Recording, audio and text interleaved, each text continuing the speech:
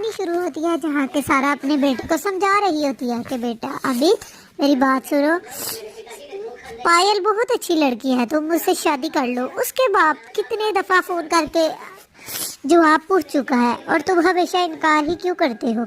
अमित जवाब देता है, मैं आपको साफ साफ बता रहा हूँ, मुझे पायल नहीं बल्कि उसकी छोटी बहन कृति पसंद है।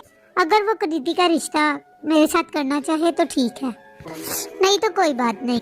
जिस पर सारा जवाब देती है, बेटा ये तो कैसी बातें कर रहा है, मैं बड़ी बेटी का छोड़कर उनको छोटी बेटी का कैसे कह सकती हूँ कि वो छोटी बेटी का रिश्ता कर। जिस पर अमित जवाब देता है कि माँ मैंने उस जैसी लड़की से शादी नहीं करी, मैंने बिल्कुल चिट्टी गोरी लड़की जो कि हूर जैसी लगती हो उस जैसी से ही शादी करूँगा, अगर ये नहीं तो कोई और सही।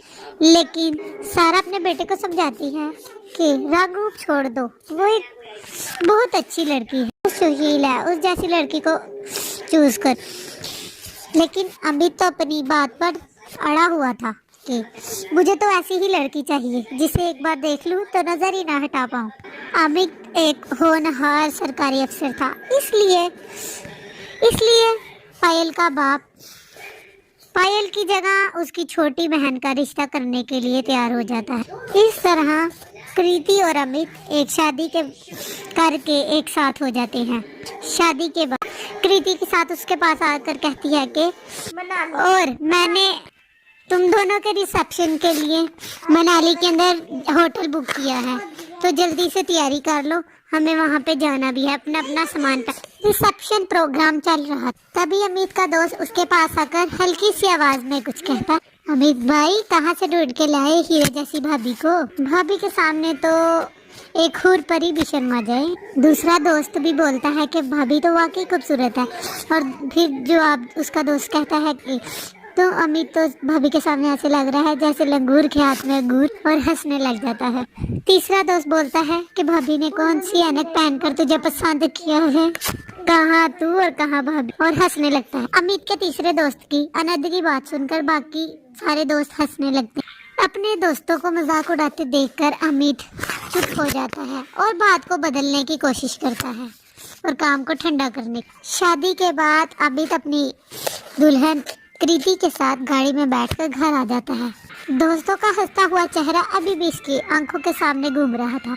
2 दिन बाद अमित की माँ कहती है, बेटा मैंने मुंह दिखाई का छोटा सा प्रोग्राम रखा है जिसमें मेरी सहेली और थोड़े आस पड़ोस के लोग शामिल होंगे, और तुम ऐसा करना, कल छुट्टी ले लेना और अच्छा सा जोड़ा पहन कर तैयार हो जाना, ठीक है ना। जिस पर अमित कहता है कि मेरा किसी भी मुंह दिखाई के प्रोग्राम में शामिल होने का दिल नहीं है, क्या फायदा, जितना मर्जी मैं तैयार होकर आपकी बहू के साथ बैठ जाऊँ, उसके सामने लगूंगा तो लंगूर ही ना। जिस पर उसकी माँ कहती है, अरे ये कैसी बात कर रहा है बेटा, ऐसा किसने कह दिया कि तू लंगूर है, तू चांद जैसा है बेटा। लड़कियों की लाइन लगी थी मेरे राजकुमार के लिए, खुशकिस्मत है कृति के तुझे तेरे जैसा उसे शोहर मिला। जिस पर अमित कहता है, मुझे बच्चों की तरह बहलाना बंद कर, आईना मुझे भी देखना आता है, मुंह दिखाई पे भी वही कुछ होगा जो उस दिन रिसेप्शन पे हुआ था। हर कोई आपकी बहू को देखकर उसकी तारीफ करेंगे और मेरा मजाक उड़ाएंगे। अमित अपनी माँ से बातें कर रहा था, तभी वहाँ पे कृति आ जाती और आकर कहती है, देखिए मैंने आपके लिए लाल रंग का कुर्ता पजामा सिलवाया है, कल मैं भी लाल साड़ी पहनूंगी और आप भी ये कुर्ता पजामा पहनना, दोनों पहनेंगे तो अच्छा लगेगा। और कहती है, क्यों बाजी। अमित कहता है कि लाल साड़ी पहनकर तुम तो एक नंबर राजकुमारी लगोगी, लेकिन मैं लाल कुर्ते में सांवले रंग के साथ एक लंगूर लगूंगा, और तुम यही चाहती हो ना, हर कोई तुम्हारी तारीफ करे और मेरे बारे में बुरा भला कहे। जिस पर कृति कहती है, मैं ऐसा क्यों चाहूंगी, आप मेरे शोहर हैं, ये आप कैसी बातें कर रहे हैं। और कहती है, मैं ऐसा क्यों चाहूंगी, आपकी इज्जत से ही तो मेरी इज्जत जुड़ी है। जिस पर अमित कहता है कि ये बड़ी बड़ी बातें अपने कॉलेज में स्टूडेंट्स को सुनाया करो, मैं बच्चा नहीं हूँ, मुझे लेक्चर देने की जरूरत नहीं, और ना ही मुझे बहलाने की कोशिश करो। ये सब कहकर अमित गुस्से में पैर पटकता हुआ घर से बाहर चला जाता है। कृति रोती हुई उसकी माँ को कहती है कि ये मेरे से ऐसी बातें क्यों कर रहे हैं, मेरे से कोई गलती हुई है क्या। जिस पर उसकी माँ कहती है, ऐसी कृति ऐसी बातें नहीं करते, ये पता नहीं किस बेवकूफ़ किसकी बातों में आकर ऐसी बातें कर रहा है। तू तो समझदार लगती है, तो समझदारी से काम ले, अगर शोहर नाराज भी है तो उसे मनाना आना चाहिए, और तू परेशान मत हो, अभी तो ये बाहर चला गया है, लेकिन तू आने दे इसे, कान खींच कर इसे समझाऊंगी। और रोना बंद और कर और मुस्कुरा दे और जाकर अपनी कल मुंह दुखाई कर। सारा ने अपनी बहू कृति को किसी तरह समझाकर उसके कमरे में तो भेज दिया था, लेकिन परेशानी की लकीरें उसके माथे पर भी थी और कहती है ये क्या हो रहा है। अगर इनकी अभी अभी नई शादी हुई है, अगर अभी से इनके दिलों में गांठ पड़ जाएगी तो ये क्या रिश्ता कैसे चलेगा। और कहती है मुझे ही अमित को समझाकर सही रास्ते पर लाना होगा। सारा लॉबी में बैठी अमित के आने का इंतजार कर रही थी।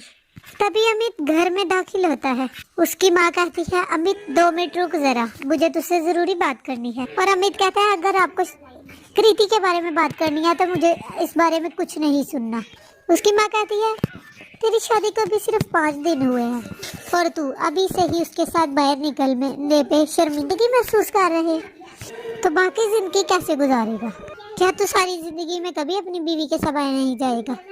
आखिरकार कृति की क्या गलती है। जिस पर अमित कहता है मेरी परेशानी और मत बढ़ाओ, मैं पहले से ही बहुत परेशान। जिस पर उसकी माँ कहती है कल घर में 4 लोग इकट्ठे हो रहे हैं, तो बेहतर होगा कि तुम टाइम से तैयार होकर चुपचाप नीचे आ जाना, बाकी तुम जैसा चाहो वैसा कर। मैं माशरे में अपना तमाशा बंदा नहीं देख सकती। जिस पर अमित कहता है ठीक है माँ, आ जाऊंगा मैं। माँ के दबाव देने के बाद अमित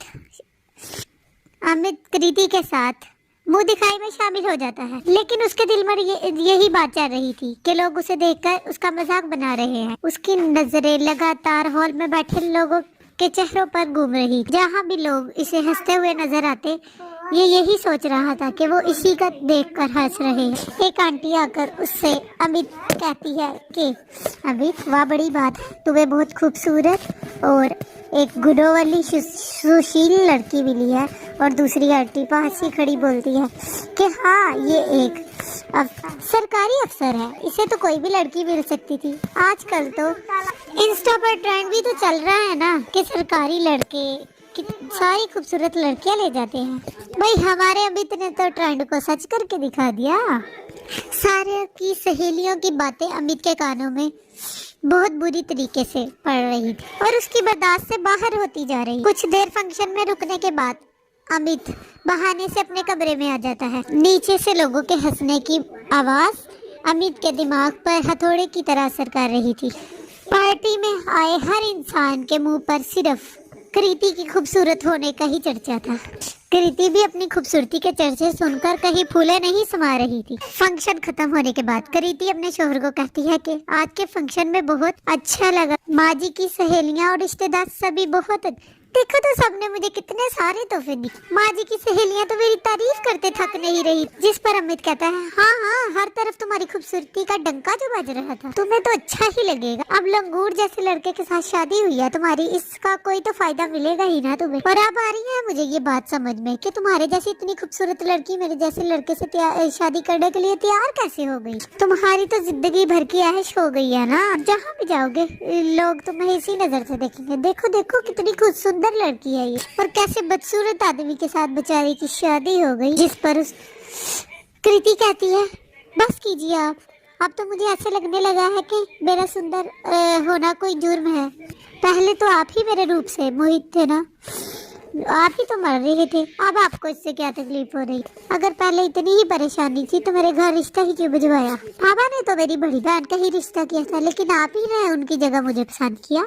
मैं अपनी बड़ी बहन से ज्यादा प्यारी थी सिर्फ इसीलिए ना।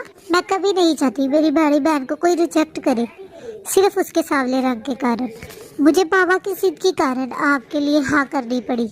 मेरे बाप मुश्किल से अपना दिल बनाया अपने बाप के कहने पे। मैं तो ऐसे आदमी से शादी करना ही नहीं चाहती थी जो कि लोगों को सीरत की जगह सूरत से देखे, लेकिन अपने घर वालों की खातिर इस रिश्ते को मैंने पूरे अपने दिल से निभाने की कोशिश की है।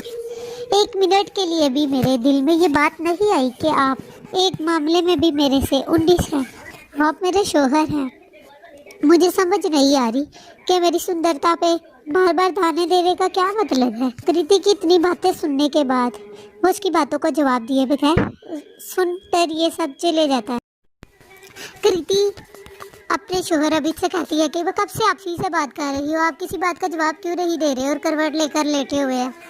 और ये लेटे हुए वजूद के पास जाकर देखती है तो वो अमित वहाँ पे लेटा सोकर खराटे ले रहा था और कृति अकेले में ही बड़बड़ा रही थी। मैंने इतना कुछ कहा और इसके बदले में अमित सिर्फ करवट लेकर सो गए। मेरी इतनी सी भी इज्जत नहीं इनकी लाइफ में कि वो मेरी बातें सुनकर उनका जवाब ही दे दे। कृति दुखी मन से बिस्तर पर जाकर लेट जाती है। अमित दुकानदार से कह रहा होता है, ये कैसे डिजाइन दिखा रहे हो, दुकान की सबसे बढ़िया साड़ी दिखाओ ना। दुकानदार जवाब देता है कि सर, रंग और साड़ी चूज करने में आपको मेहनत करनी पड़ती होगी, लेकिन मैडम तो इतनी खूबसूरत है कि वो तो पत्थर को भी हाथ लगा दे तो वो सोना हो जाए। इनके लिए तो आप आग बात करके कुछ भी ले जाएं, रंग और डिजाइन का कोई फर्क नहीं पड़ेगा। अपने रंग के साथ कृति के रंग की पैमाइश सुनकर अमित को गुस्सा आ जाता है और वो कृति से कहता है, कृति चलो यहाँ से, मुझे यहाँ कुछ भी पसंद नहीं आ रहा। दुकानदार पीछे से बोलता है, सरकारी नौकरी में तो एक चपरासी को भी अच्छी हूर जैसी लड़की मिल जाती है और हंसने लगता है। अमित कहता है, चलो कृति हम मॉल चलते हैं, वहीं से अपने लिए कुछ ले लेंगे, क्योंकि मुझे यहाँ के अनपढ़ दुकानदार बिल्कुल पसंद नहीं। अमित कृति को लेकर मॉल जाता है, जहाँ कृति एक कॉस्मेटिक शॉप में पहुंच जाती है। दुकानदार कहता है, मैडम आपके तो सारे प्रोडक्ट्स पैक हो गए और अब सर के लिए क्या दे दूं? जिस पर अमित कहता है, नहीं मुझे कुछ नहीं चाहिए। जिस पर दुकानदार कहता है, सर आप मैडम को तो देखें, हाथ लगाए मैली हो रही है, आपको नहीं लगता कि आपको भी खुद पर मेहनत करने की जरूरत है? जिस और कहता है कि आप हमारी दुकान से क्लीनर मॉइस्चराइजर खरीद लीजिए, हाथ में नाइट क्रीम और सीरम लगाइए और सुबह में सनस्क्रीन, और फिर देखना आपका चेहरा कैसे चमक उठेगा। और हंसने लगता है और कहता है, कुछ ही महीनों में आप मैडम के साथ उठने बैठने लायक हो जाएंगे। अब बेइज्जती अमित की बर्दाश्त से बाहर हो रही थी, इसीलिए अमित ने कृति का हाथ पकड़ा और घसीटते हुए गाड़ी में बिठा दिया। लेकिन जैसे ही अमित ने जोर से गाड़ी का दरवाजा बंद किया तो उसकी आँख खुल गई और उसने कहा, ये तो एक ख्वाब था और अब मुझे समझ आ रही है कि मुझे इससे रास्ता दिख रहा है कि अगर मैं कृति के साथ कहीं भी गया तो मुझे ऐसे ही बेइज्जती मिलने वाली है। इतना छोटापन कभी भी मैंने महसूस नहीं किया, लेकिन जब से मेरी शादी हुई है मुझे ऐसे लगता है कि मेरे से बदसूरत दुनिया में कोई भी नहीं है। और अगर मुझे इस बात का पहले से ही थोड़ा बहुत इल्म होता तो मैं इससे कभी भी शादी ना करता। और माँ सही कहती थी, मुझे कृति से नहीं पायल से शादी करनी चाहिए थी, पर अब भी देर नहीं, मैं कृति को सब कुछ सच बताकर उसे उसके मायके भेज देता हूँ। ये सोचकर अमित कृति के पास जाता है और कहता है, कृति देखो, मैं ऐसे घुट घुट कर नहीं जी सकता। जब से हमारी शादी हुई है मैं जहाँ भी जाता हूँ सब तुम्हारी ही खूबसूरती की बातें करते हैं। ऐसा लगता है कि मेरा कोई वजूद ही नहीं है, हर कोई मुझे इग्नोर कर रहा है और तुम्हारे साथ कंपेयर करके मेरा मजाक ही उड़ा रहा है, जिस वजह से मैं डिप्रेशन में जा रहा हूँ। अगर तुम मेरी सलामती चाहती हो तो घर छोड़कर अपने मायके चले जाओ, कहीं ऐसा ना हो मैं डिप्रेशन में कोई गलत कदम उठा लूँ। अपनी भड़ास निकालने के बाद अमित वहाँ से चला जाता है। अचानक ही कृति का फोन बजने लगता है। हर्ष फोन पे कहता है कि हाँ बताओ कृति, तुम्हारे टैक्स वाले जीजा जी तुम्हें टाइम तो देते हैं ना? अरे मैं भी कैसी बातें कर रहा हूँ, तुझे देखकर तो होश उड़ गए होंगे सबके। हर्ष कृति का जवाब सुने बिना ही उसके साथ हंसी मजाक करने लगा। तभी हर्ष को कृति की सिसकियों की आवाज सुनाई देती, जिस पर वो कहता है, क्या हुआ कृति, तुम रो रही हो? मैंने कुछ गलत कह दिया क्या? आई एम रियली सॉरी कृति, मैं तो बस मजाक कर रहा था, मेरा तुम्हें हर्ट करने का कोई इरादा नहीं था। आई एम रियली सॉरी, मैं हमारी बात से नाराज नहीं हूँ हर्ष, बस मेरी किस्मत ही खराब है, तुम्हारी गलती नहीं। अरे ऐसा क्यों बोल रही हो? जिस पर हर्ष कहता है कि साफ साफ बताओ क्या बात है? तुम्हें पता है ना मैं एक साइकोलॉजिस्ट हूँ और लोगों के मन की बातें खोलना ही मेरा एक काम है। सो डोंट वरी, तुम मुझसे अपने दिल की हर बात, यह सब खत्म हो गया हर्ष, मेरी शादी शुरू होने से पहले ही खत्म हो। कृति कहती है, मेरी खूबसूरती ही मेरे लिए एक जुर्म बनकर रह गई है। अमित मेरे चेहरे से नफरत करने लगा है। उन्हें ऐसा लगता है कि मेरी वजह से उनका लोग मजाक बनाते हैं और उन्हें लंगूर के हाथ में अंगूर जैसे घटिया ताने सुनाते हैं। और उन्होंने आज तक मुझे घर से जाने तक के लिए कहा, अब मैं क्या करूं? और रोने लगती, जिस पर हर्ष कहता है, क्या बात कर रही हो इतनी छोटी सी बात पर? अमित तुझे घर छोड़कर जाने के लिए कैसे कह सकता है? देखो मेरी बात सुनो, तुम बस एक दफा उसे लेकर मेरे पास आ जाओ, मैं उसकी मदद करूंगा। जिस पर कृति कहती है, हर्ष वो तो मुझसे बात भी नहीं करते, मेरे से कहीं जाने तक के दूर की बात है, वो नहीं मानेंगे। जिस पर हर्ष कहता है कि तुम कोशिश तो करो, एक दफा अपनी सास से मदद लेकर अमित से बात करके देखो। हर्ष की बात सुनकर कृति अपनी सास सारा के पास जाती है और कहती है कि अमित चाहते हैं कि मैं ये घर छोड़कर चली जाऊं। वो और इस रिश्ते को आगे बढ़ाना नहीं चाहते, लेकिन मैं चाहती हूँ कि ये रिश्ता बना रहे, इसलिए मैं अपनी तरफ से एक और कोशिश करना चाहती हूँ। मेरा एक दोस्त है जो कि साइकोलॉजिस्ट है, अगर अमित उसके पास जाने की कोशिश तैयार हो जाए तो वो उसकी मदद कर सकता है। जिस पर उसकी सास कहती है, तो फिक्र मत कर, अमित तेरे साथ जरूर जाएगा। और कहती है शादी कोई गुड़िया गुड़िया का खेल नहीं है, और मैं तो शुक्रगुजार हूँ कि मेरे नालायक बेटे की इतनी बातें सुनकर भी तू उसे एक और मौका देना चाहती है। कृति कहती है कि मैं अपना रिश्ता बस बचाना चाहती हूँ, अगर मैं ये घर छोड़कर एक दफा चली गई तो हमारे रिश्ते को टूटने से कोई नहीं बचा सकता। शाम के वक्त अमित की माँ उसे बुलाती है और कहती है, मैं देख रही हूँ कि तुम सीधी तरह अपनी कृति से बात नहीं करते और ना ही उसे कहीं बाहर लेकर जाते, आखिर ऐसा कब तक चलेगा? और देख, आज कृति के दोस्त ने उसे मिलने बुलाया, इसलिए तू भी उसके साथ ही जा रहा है। और अमित कहता है, माँ मैं उसके साथ कहीं नहीं जा रहा हूँ, उसके दोस्त ने बुलाया ना उसे, तो उसे जाने दो, वहाँ मेरा क्या काम है। जिस पर उसकी माँ कहती है, तुझे मेरी कसम है, एक दफा तू उसके साथ चला जा, उसके बाद तेरे दिल में जो आए वो ही कर लेना, मैं बीच में नहीं बोलूंगी। बस माँ के बार बार समझाने पर एक दफा कृति के साथ जाने के लिए अमित तैयार हो जाता है। हर्ष अमित से कहता है, मैं तुमसे झूठ नहीं बोलूंगा, मैं उसका दोस्त होने के साथ साथ एक साइकोलॉजिस्ट भी हूँ। मुझे कृति ने तुम दोनों के बीच चल रही मसले के बारे में बताया, मैं तुम्हारी बातें अच्छी तरह समझ रहा हूँ। माशरे की बातें बर्दाश्त करना इतनी आसान बात नहीं है, तुम मुझे खुलकर बताओ तुम्हारे दिल में क्या बात है। जिस पर अमित जवाब देता है कि मैंने पहली नजर में ही कृति को पसंद कर लिया था, लेकिन मैं नहीं जानता था कि हमारी शादी को उसकी खूबसूरती खा जाएगी।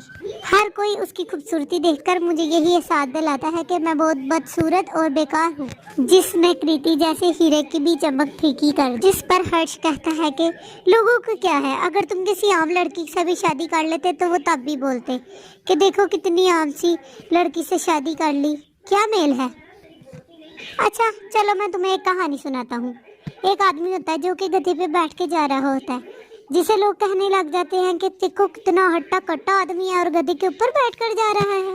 और अगर गधे के साथ पैदल चल रहा हो तो लोग देखकर कहते हैं देखो कितना बेवकूफ है, गधा होने के बावजूद पैदल जा रहा है। आप बताओ इस कहानी में इस आदमी को क्या करना चाहिए? जिस पर अमित कहता है उसे वही करना चाहिए जो उसका दिल कहे, लोगों का क्या है, वो तो कुछ ना कुछ कहते ही रहते हैं। और हर्ष कहता है वही तो, यही बात तो मैं तुम्हें समझाना चाहता हूँ अमित।